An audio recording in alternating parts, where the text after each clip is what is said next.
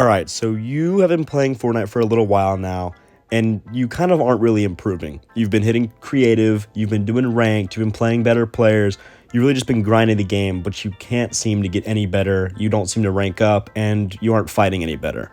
Here's why. You don't know what to improve on. If you watch fully through this video, I promise you that I will help you identify everything that you're doing wrong in Fortnite and how you can work on and improve it. If you find this video helpful at all, please make sure to subscribe and smash that like button, drop a comment on what you want to see me make a video on next. Alright, so we're going to be watching a little bit of my realistics clips, kind of doing a VOD review, showing you what I think you need to work on as a player and how to identify it. Now right here, really early in the fight, you can see I already went up and I built 2 ramps, and then I see my opponent has not yet built anything on his top layer to cover him, so I do a little jump shot to try to get some early chip damage off.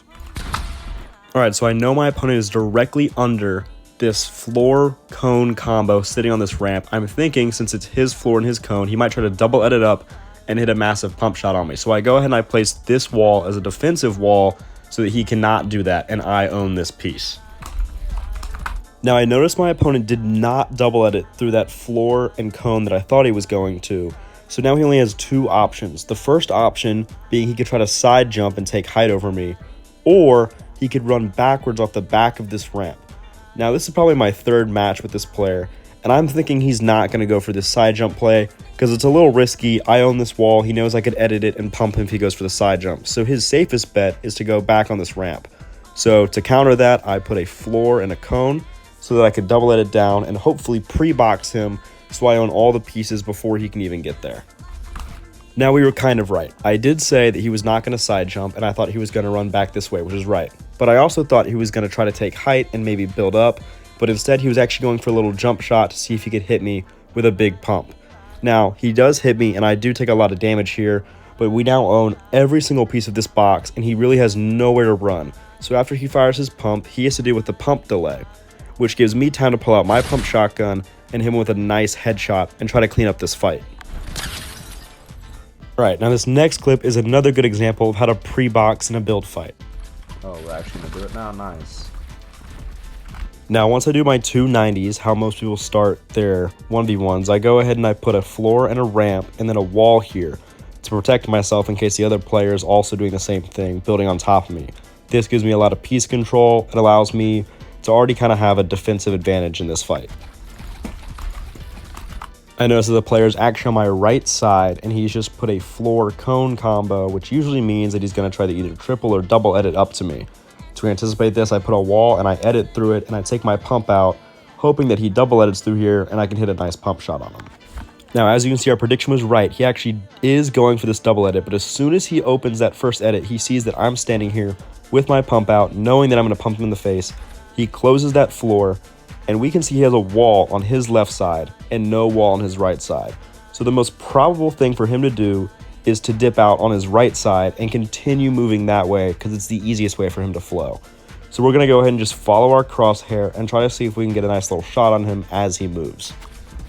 Just like that, we catch our opponent with his pants completely down and his thumb in his mouth. He did not build a wall there to protect himself, and we have a nice free 150 damage to start this fight, which will make cleaning up this fight really easy for us. Now, as soon as we hit that 150 shot, we want to reset this wall so that we can't take any return damage, and then use this cone to jump up, put a floor below us so that we're automatically already on high ground over him. Now, here's where I make a mistake, but I luckily don't get punished for it. I'm standing completely in the open, waiting to see where my opponent goes following his footsteps, thinking he's going to either edit this wall to my right or try to edit this wall to my left and go under. And while I'm waiting here, I'm completely exposed, and he could easily do a side jump or something like that and hit a huge damage pump on me and take high ground on the same move. Luckily, I realized pretty quickly what I'm doing is really stupid and know that my opponent's going to go for a side jump on this side after he didn't edit either of the walls I originally thought he was going to go to. I initially place a floor and a cone on top just so I can go ahead and get that double edit down and see if I can make a pre-box for him so I can own all of the pieces and finish this fight really quickly, knowing he's only on 50 health. You're so long. We were right yet again. Our opponent was side jumping, and because he was actually side jumping this time, going to build, we have him caught completely with his pants down again. He has literally no clue what's going on. We full Habitat for Humanity him, built him a full residential-sized home. We own all the pieces, and now all we have to do to finish off this fight is hit a little pump shot, and it's completely over for Buddy. Alright guys, I hope this video was helpful. Kind of gives you something to analyze while you play. I hope that you can look at your clips like this and kind of think what you're doing right, what you're doing wrong. And this is how you really learn what you're doing bad at, what you're doing good at, and how you need to practice so that you can improve.